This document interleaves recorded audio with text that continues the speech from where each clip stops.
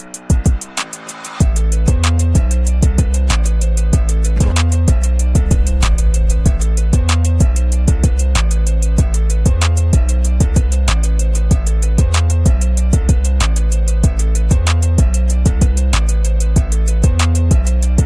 welcome to another exciting episode of the Andre The Beast Crayton Show. Today is an emotional show, but it definitely resonates with that beast mindset, overcoming, but also showing that even through pain, you can persevere. Today's show, I don't even know how to say what's about to happen on today's episode, because for this young lady to come on and share such an impactful story takes a lot of guts. Because just imagine holding this particular trauma locked inside you for so many years, and then having to navigate your life to figure out what you want to do. And one of your dreams is to be a therapist, but what has happened to you in your life is much more powerful that you can't even pursue what you wanted to do. But luckily another door opens up and you was able to go through and still have a life. But now, more importantly, you're willing to come out and share a story because you know that what happened to you has happened to other individuals that live in the code of silence. I'd like to welcome to the show a beautiful young lady to tell such an extraordinary story of courage, all the way from Duskin, Florida. Micha Everett to the show. Micha, welcome to the show. Thank you. You know, we was talking offline. Usually I do a pre-interview, but something just said not to do a pre-interview. Just find out what this episode is going to be about. And I'm already emotional because I was involved with two individuals that had the same thing happen to them. And I didn't know how to process it. But for you to come on the show and this is your first time sharing this, I'm honored. And I want the viewers to pay close attention and put yourself in her shoes, because it's truly a motivating story. But before we go there, tell the viewers a little bit about you, because you live in Dustin, Florida, and you grew up and you was raised there. And hey, trust me, I shared with you earlier, it's a lot of money in Dustin, Florida. There's a lot of money, yes. It pays the bills, that's for sure. Yeah, I grew up here. The beach really wasn't that big of a deal for me because that's all I knew. So, but definitely after the oil spill and COVID, we kind of like realized what we have for sure in our front yard. Let's go right down. You come from a well-structured family, both mom and dad in Dustin, Florida, but something tragic happened to you when you was really young. And tell the viewers a little bit about what happened to you at the age of 15 and how you overcame, we'll talk about how you overcame it. I was 15 years old. I was in a relationship with a guy, and I was gang raped by his friends. I was very young, naive, dumb. And so I of course didn't tell for a week or two. So they didn't get in trouble until the next time they actually did this to another person. And so, I didn't go to therapy. I didn't want the help. And so about 2 years ago, I started realizing that it was leading to patterns of me dating narcissists and, people who weren't good for me, and that I needed to get the help. And so I did. And I lived with this, since I was 15. And then I think it just strengthened me. I own multiple businesses, and I just wanted more for me. I wanted more for my kids. And so, yeah. Take me back a little bit. This happened when you was 15 years old. What was the environment like? What led up to you getting put in that situation? I mean, looking back, his mother was a kindergarten teacher. Like, he was a great guy. I really truly don't know. I think about it. All of them sadly have been in prison and just in trouble. But there was no signs that he would be that type of person that I could see. But there clearly were a bad group of people, and I just kind of got myself into it. And one thing led to another. So So were you at a party or something with him and he knew these we guys? actually were we were driving. I was in the car with him and we were going to the movies, and he pulled over on the side of the road. And so there's a place in town we call Options back then, and it was like a school for bad kids. And so that's where it happened at. It was, dark and middle of nowhere, and they drug me out of the car, and then they took turns. And I don't remember the whole thing. A lot of it, I think that I just went, my body just cut off. But there's like major things that I do remember.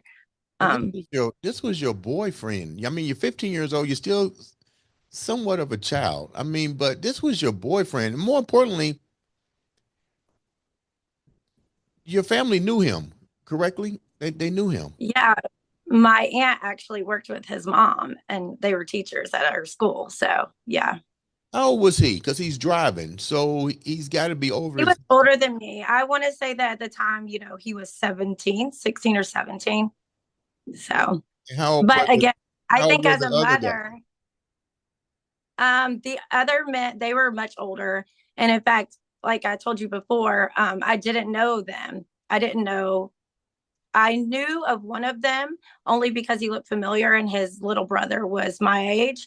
But they videotaped it, and that's how I found out who actually did it, who they were.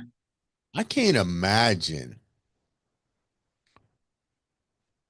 some sick ass shit like that. This is a guy that you spent time with as your boyfriend, probably going to the movies, the whole 9 yards. You never had any indications that he would do something as sick as this? I mean, we hadn't been together for that long, so it wasn't like, you know, I knew him like that, but I knew of his family, and I knew of, his mom I mean, she was a teacher when I was there at the school. So, no, I mean, now, of course, there are signs that I could see, but I also was a very unhealed girl. Were My dad was an there, alcoholic. yeah, I was it? did, Go ahead, go ahead. I did, Were there trauma I in think your that, life prior to this even happening?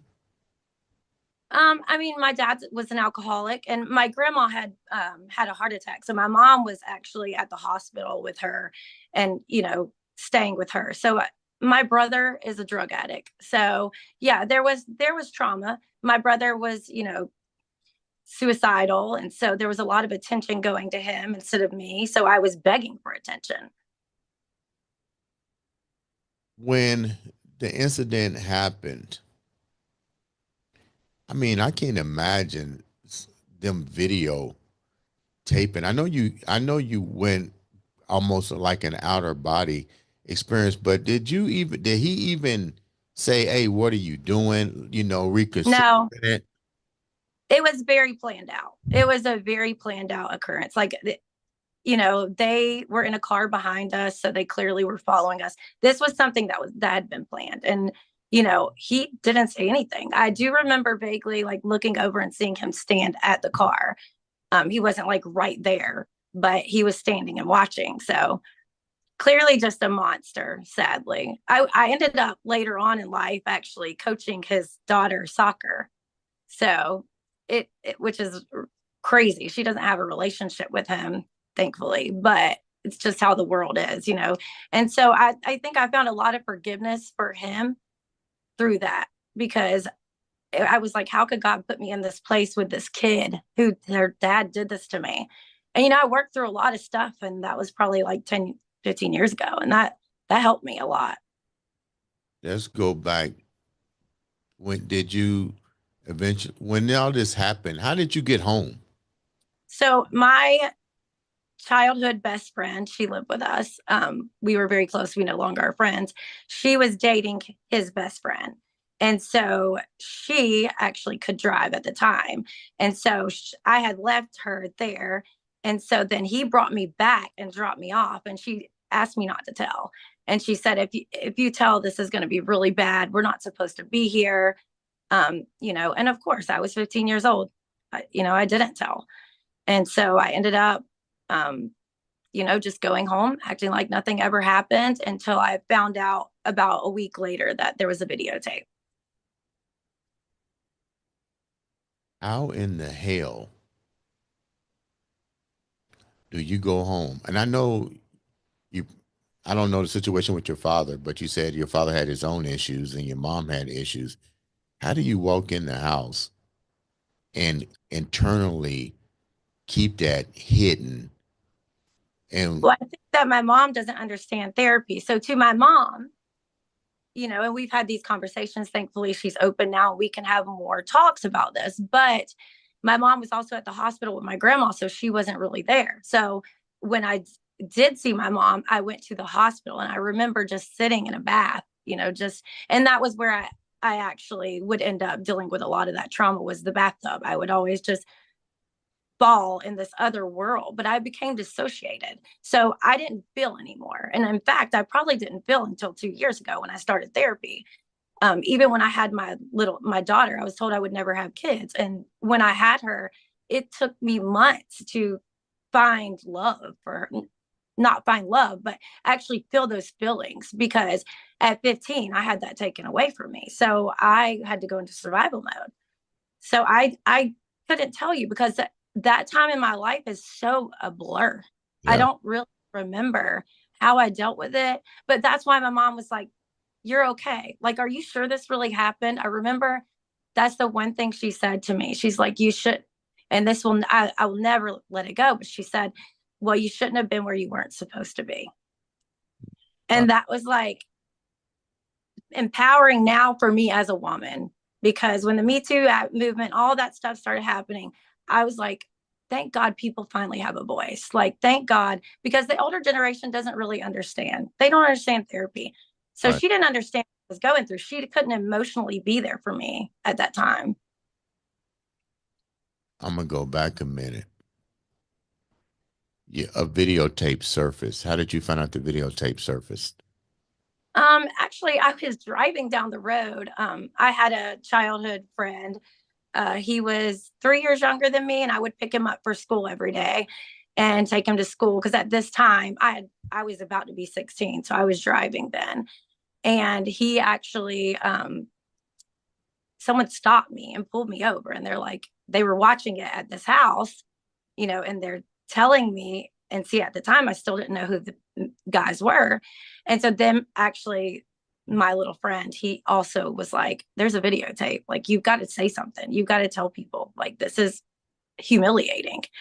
And so, and then of course, they said that I asked for that. So, and there's no sound on the video. So it's very apparent I did not ask for it. But at the time, that's when I had to tell my mom. And we went to the police department and they got wind that we did that and they burn it in a burn can. And so by the time the investigator got there, there was a fire in the pit. So she knew they had burned the video, but at the same time, it's like, well, why would they be burning anything? Like clearly, but there was just no evidence because I didn't go and say anything. Even though your friend saw the video, Mm-hmm. Yep, they had to have a physical video, which is crazy to me. But so now this you also, I mean, this also was like 99, 2000 era. the bigger thing is you're getting older in age and no justice has been taken up until that point. And these individuals are walking down the street. And the tripped out Mm-hmm. part about it is now you know that people who saw the videotape know who the perpetrators are. So there was nobody who saw the video that can come to your aid and say, "Look, I saw the video. These were the guys that done this." I guess not. They said they had to have physical evidence, which, at the time it was such survival mode that I was like, I don't want to do this anymore. I don't want to talk about this. I don't want to. And I think that was really hard for my parents because on the outside, I looked like I was okay, but on the inside, I was dying inside. Yeah. But I wanted it to be over. I mean, I didn't want to even discuss it. I didn't, in fact, I haven't discussed it. Like I've never talked about it other than if people who are close to me know and people in the town. But I moved 2 days after graduation, and that's when I moved away to college because I wanted to get out. The police never took anybody in. But they had. Not until they did it again. Once they did it again, I was away at college, and that's when I got a phone call saying that they had did it to another girl. You're walking around your town in Dustin, and all these guys are there, even the guy you're dating, and they just can look at Well, you with no shame, guilt, or remorse. so I went to school 45 minutes from here. So it's a little small town, like a suburb. So, yes, at the time I was, and I would have to actually run into them at gas stations or the grocery store. And so then it came to a point where I didn't want to come home for Christmas. I didn't want to come home for holidays because that would happen. And it still is a trigger for me going to my parents' house or, being in a place where I may run into them again. But that was something I had to deal with. Like I honestly say, I think a lot of those times they made me stronger because I had to face reality that happened. And so seeing them was reality because I didn't know who they were until then. You said that this happened again. How did you Mm-hmm. find out that it had happened? I was actually away at college, and the person who had investigated my case reached out to me and asked, if I wanted to say what happened to me. Of course, no physical evidence, but tell them my testimony. And it was very similar to what they did to actually. I think there was two girls. I think it was to two girls, It but was it wasn't all two of the guys incidents. who. It was two incidents with two girls, two more It was girls. at the same it was at the same time, if I'm not mistaken, but it was two girls at the same time. But it wasn't all of the guys who had raped me. There was only a few of them that actually did it to these two girls. And they made a video again. I'm not sure if a video was made, but they did rape them. Did But your the girls actually went and told the police and and had a rape kit. was your boyfriend, your ex-boyfriend, was he involved in this as well? Yes.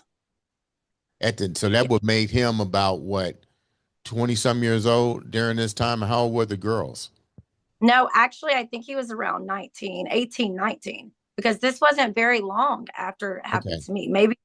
Maybe 2 years, if that. Okay. How old were the The girls? girls were the girls were minors.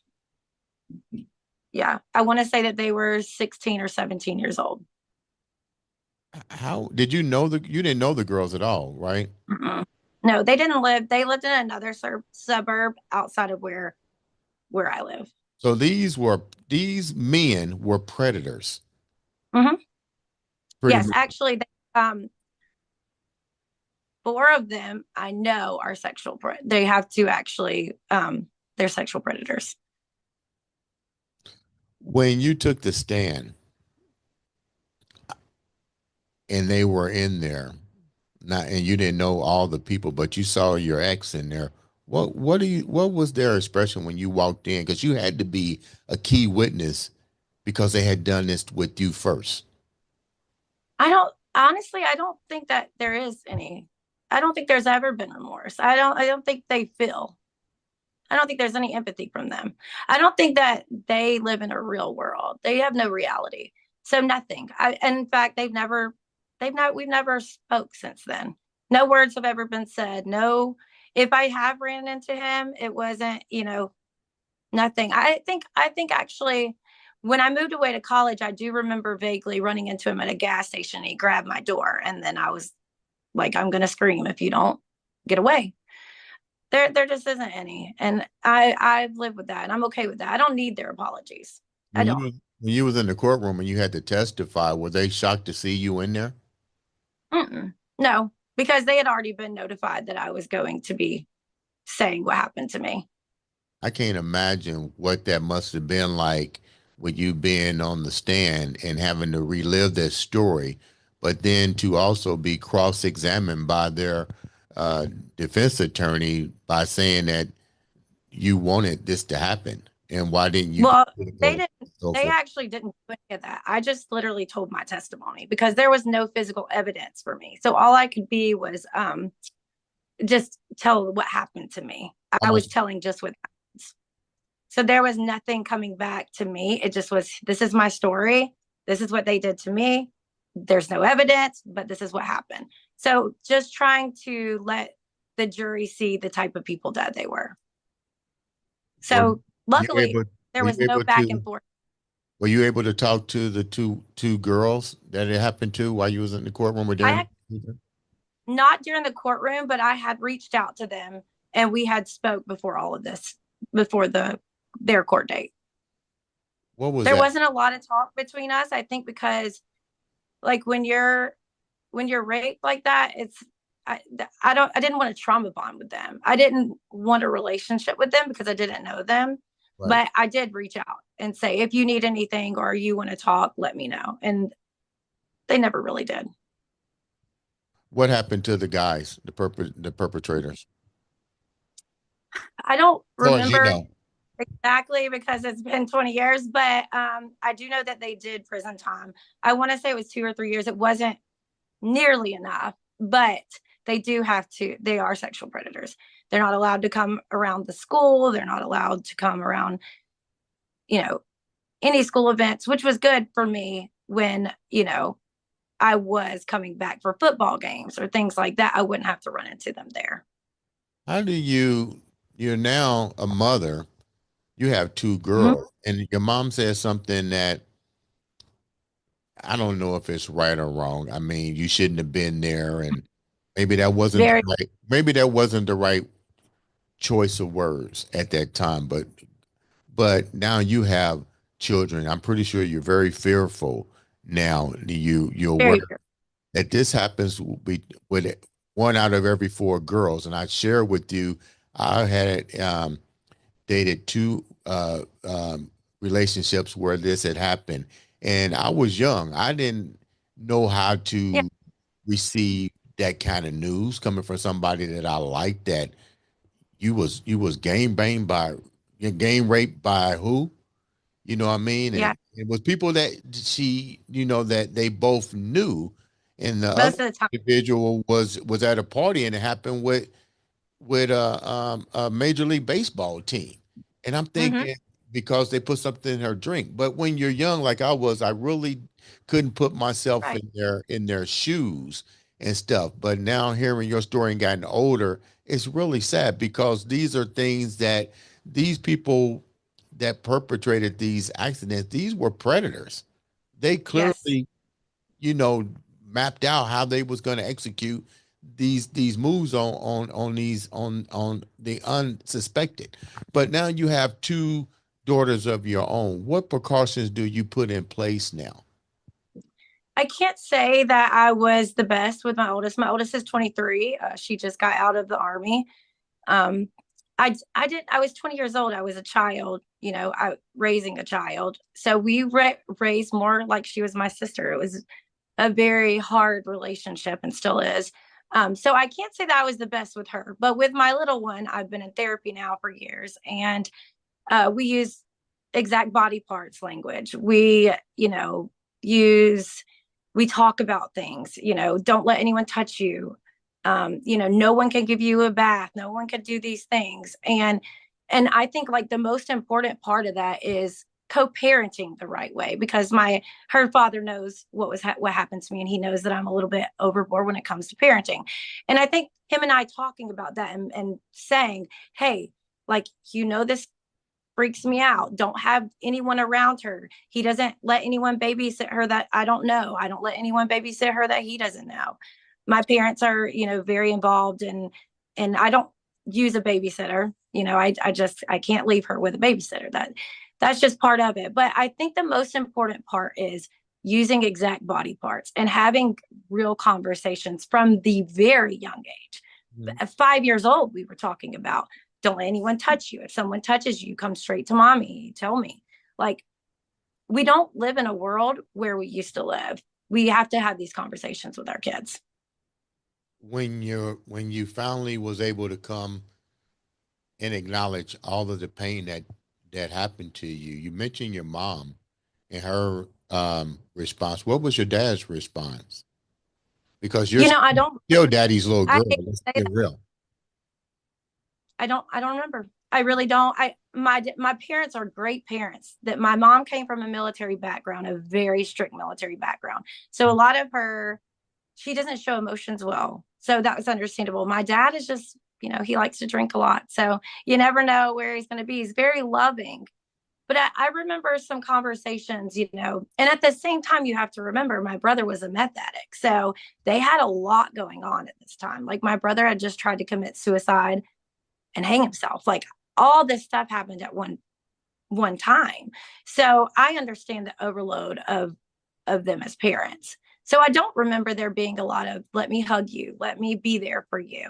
I honestly think at that time they didn't believe me because I was so numb and just no emotions being shown because I was shut down. How do you how do you, how did all of this shut down and going into this no outlet for you basically affect your relationships? Because you're going off to college, you're still an attractive woman. I mean, you're gonna meet guys. I mean, how do you navigate? I think that, and I didn't know this till 2 years ago in therapy. I was just being with people who that I knew that could get worse, right? Because that's probably the worst thing that could ever happen to you. So I would just pick losers, very similar to who raped me, very similar to those men, which I didn't realize that until recently, or like my father. So I ended up marrying someone just like my dad. And, until I got therapy, I'm like, okay, I'm clearly holding on to a lot. I did, about 2 years ago, I did EMDR, and it's like where you go into your trauma. So, like, I could feel what degrees it was outside. I could see what I had on that day. And that was like life changing for me because I actually had to deal with it. I had answers that I always wondered. It was hard. It was really hard. What were some of the But answers that you always wondered? What were some of those, if you don't mind sharing it? I had a hard time of understanding how I got out of the vehicle because I'm feisty. Like I've been a dancer since I was 3 years old. I'm very strong. I was like, did I fight back? Did I make sure I said no? Because when you go through trauma like that and people start like saying things like, are you sure you didn't want to do this? Are you sure? Your brain starts really playing tricks on you. And you start to really think, okay, did I say no? Like, I want to make sure that I said no. And those were some of the answers I got. I remember it was cold outside. Um, when they pulled me out of the vehicle, I had actual scrapes on my arms because there was a gravel parking lot and they drug me across that. And then where they raped me was a like a handicap walkway. So it was wood. And so because that time in my life was so shut off, I didn't remember any of this. I mean, I literally couldn't tell you what they look like. I couldn't do it, but everything. When I went back into EMDR, every single thing, it showed me. And so some of the things I actually called my mom and was like, you know, that's the odd thing. My mom and I never really talked detailed about this. Like it wasn't like she asked me questions or she just wasn't emotionally there. And so, but some of the things that I had told her was the truth. And that's exactly what it was. And that was, I think our brains want to know answers. And until we give them answers, it's going to continue to be a trauma. I know I hate to go back on this question, but you did something. You mentioned about the MDR going back to suppress those things. I don't know what the statutes of limitations is, but wouldn't this be enough to go back and get justice because you validated with this test that this literally happened to you, and the individuals. That's not enough to go back to court and I don't know, and I don't care. hmm, I'm a firm believer in God, and I know that they will answer for it. And they are sexual predators. So people know they did this. And whether it was for me or for those girls, I let it go that day. And I told myself that once they got in trouble for anything, me, those people, as long as people know so that they can protect themselves against them, that's all I care about. I don't want to go back through it. I don't, like, I'm fine talking about it this way, but I don't even want to see their faces. Like, right. it's just something I'm ready to let go of. And I think overall, I have what I have because of that happening to me, because that taught me to be a survivor. I'm the mom I am because that happened to me.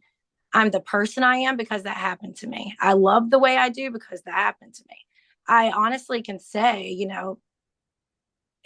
I just overcame it. Like, it's such a good feeling and empowering to know that after therapy the past 2 years, that I am the person that I am now. Wow. Thank God for therapy. Thank God for therapy. Yeah. Yeah. Seriously. And not only that, but thank the universe that you have the ability and the passion to forgive. Amen. And Yes. And honestly, like I like on dating apps, it says, what is your superpower? And mine is forgiveness, because it really is. It really is. so now let's turn to a lighter side. Let's go.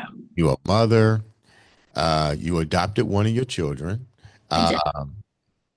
and you're now teaching ballet and tap, and you are now a photographer. Wow, what's that like for you? I love it. I live on the world's most beautiful beaches. And so majority of what I do is family sessions. I love kids. I've been dancing since I was 3 years old and in this area, which is cool. So a lot of people I danced with, I teach their kids. I teach 2 to 5 year olds. So they're absolutely adorable. They fill my love tank. So I am so lucky. I wake up every day and do everything that I love, like dance is my passion. It's my outlet to life. When you ask like what got me through those days, that's exactly what got me through those days. Dance is my relief. It's my therapy. And yeah, I shoot about 120 families a year and about 20 weddings a year. And what better place to shoot them than Destin, Florida?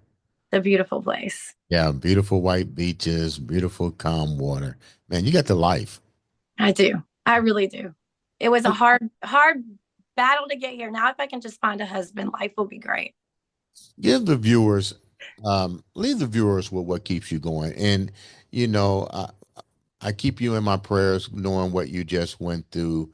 Thank you. Um, you definitely have overcome, and I think the biggest part of your journey is yet to happen. I think there's a lot more bigger things in line for you. It takes a lot of strength to get over what you've gone through, and I think the biggest part of that journey was, like we talked about earlier, was forgiveness. But leave the viewers with something that keeps you going. God first. My girls are my everything. I've always wanted this life for them, and I said I wouldn't stop. I mean, my children, that is it. It's everything. Thank you so much for taking time out to share such a beautiful story. Thanks Uh, for sharing it. yeah, please come back. Keep us posted on everything that you're doing. We'd love to have you come back and talk about your photography, ballet, and pretty much your story is going to definitely help somebody else that's gone through this, and know that there is somebody that has an ear that can show compassion and can help you go through this journey, and that you're not alone. Ladies and gentlemen, this has been another exciting episode of the Andre the Beast Crayton Show. Bye.